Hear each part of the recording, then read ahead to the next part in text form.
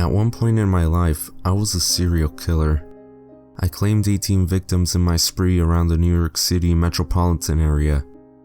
My method was simple: arrange meetings with women from dating websites like eHarmony and Match.com under a false name, eventually lure them to my home or a secluded place, then hold them down and carefully dissect them. I loved separating the organs from one another, removing the heart first so that there wasn't much struggling through the process. It was quite a joy, one that I would be continuing if it weren't for my meeting Stephanie Donati. It was supposed to be just another easy murder. The woman seemed desperate enough. Stephanie was quite a beauty, I admit. Stunning, actually. Raven black hair, emerald green eyes, tall, thin but curvy, and a nice sized bust.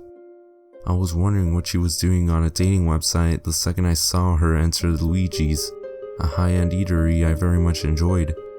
She sat down and we spoke of nonsense for the first 20 minutes or so before our appetizers came. The entire time, I was staring at her chest. Her cleavage revealed a very low-cut, skin-tight blue and silver dress. When our appetizers arrived, I found that she had quite an appetite for such a good-looking girl, quickly scarfing down the majority of the dish. I didn't think anything of it.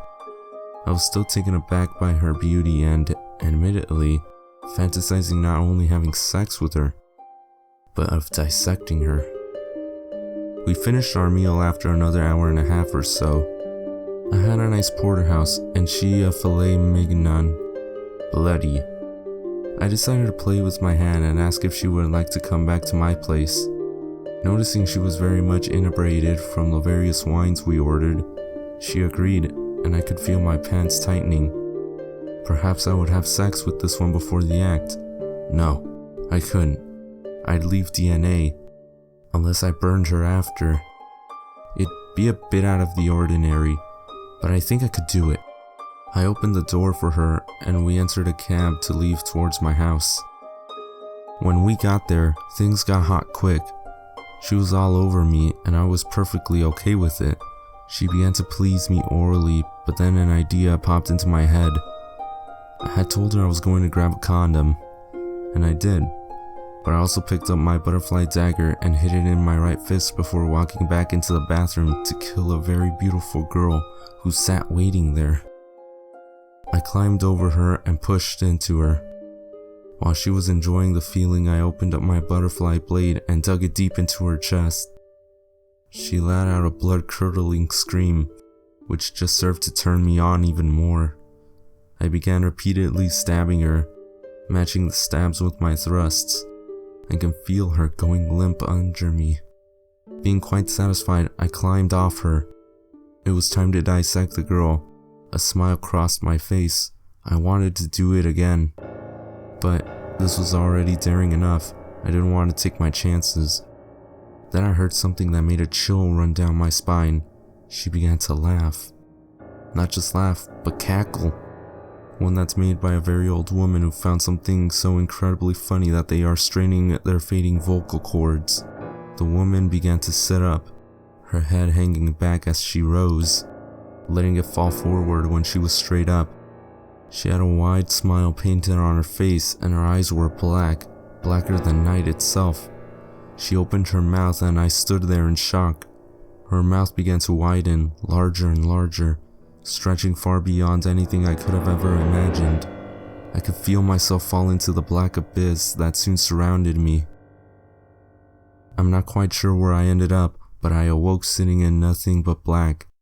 I could hear voices around me everywhere, but I was too scared to call out to them. I attempting to stand up but found I could not. In fact, I realized I wasn't sitting at all. I was floating. Where the hell was I?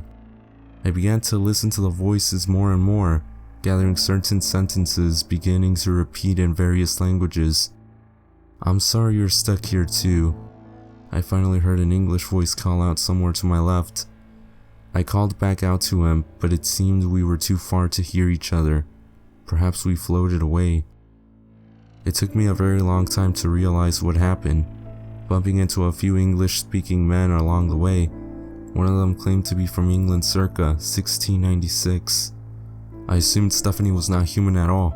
I assumed she was much like me, a killer, but not a human. Whatever she was immortal, and she trapped a man here in this black abyss. How? I'm not sure. I think she swallowed me. Every now and then, however, a great light will fill the area, and we will see a new man fall to join us in the darkness. We all will, the thousands of us, floating in this endless void, undying, for eternity. This was a warning. Don't ask me how I got this out. It took a group of effort and a good 10 years. I'm assuming this, but I lost track of time, waiting for the light to open when I was closest to it. Please. I know I'm not a good man. I know I may deserve this, but you don't. Be wary of who you bring home. Be wary of the beautiful girl who's just so interested in you. You never know if she's Stephanie Donati. I don't even know if there's even more like her. For all I know, there could be thousands.